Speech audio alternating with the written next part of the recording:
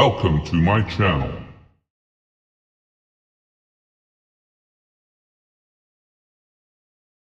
সুপ্রিয় দর্শক, আজকে ইমন ক্যাটল ফার্মে একটি গাভীর ট্রিটমেন্টের জন্য আর কি প্রস্তুতি নেওয়া হচ্ছে। আমার গাভীটি জ্বর আসছে, টেম্পারেচার 106, তো তার জন্য আমি প্রস্তুতি নিচ্ছি। গাভীটাকে এখন টাইজন বেড 4 গ্রাম দিব, আর এই যে পিপার বেড আছে 15 সিসি, এই পিপার বেডটা পুশ করব।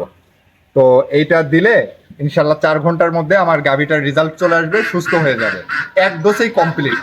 যারা আপনারা খামারি, যারা অভিজ্ঞ না, যাদের জানার দরকার কিভাবে গাভী গরু লালন পালন করা দরকার, কিভাবে গাভীগুলোকে ট্রিটমেন্ট করা দরকার, অসুস্থতা যদি না বোঝেন, অভিজ্ঞ যদি না থাকে, তাহলে আপনারা খামারি হতে পারবেন না।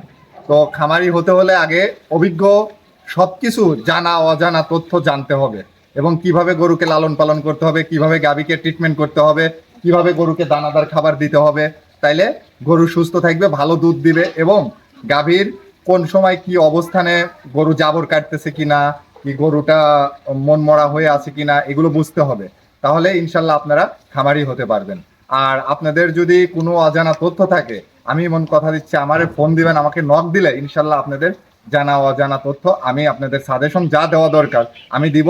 এটা মূলত একটি বিক্রয় কেন্দ্র, এখানে আপনারা গরু বিক্রি করি আমি, আপনারা গরু ক্রয় করার জন্য আসতে পারেন, এবং স্ক্রিনে দেওয়া যে নাম্বার থাকে সেই নাম্বারে আপনারা ফোন করে আমার সঙ্গে যোগাযোগ করে বিভিন্ন তথ্য জানতে পারেন। এখন দেখেন কিভাবে আমি গরুকে পুশ করি, ইনজেকশনটা দেখতে থাকুন।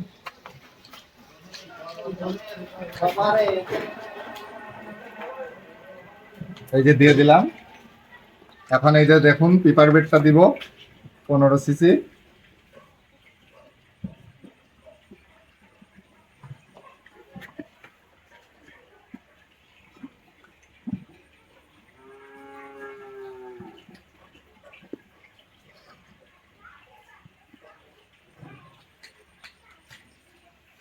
দেখতে পাচ্ছেন দর্শক, এই যে পেপার বেড দিলাম, ইনশাল্লাহ এটাই রেজাল্ট চলে আসবে। আর একটু গাভীকে আমি যদি কিছুক্ষণ পর 10 মিনিট পর গাভীকে একটু মাথায় পানি দিব, একটু হালকা একটু পানি দিব মাথায়, পানি দিলে ইনশাল্লাহ গরু সুস্থ হয়ে যাবে।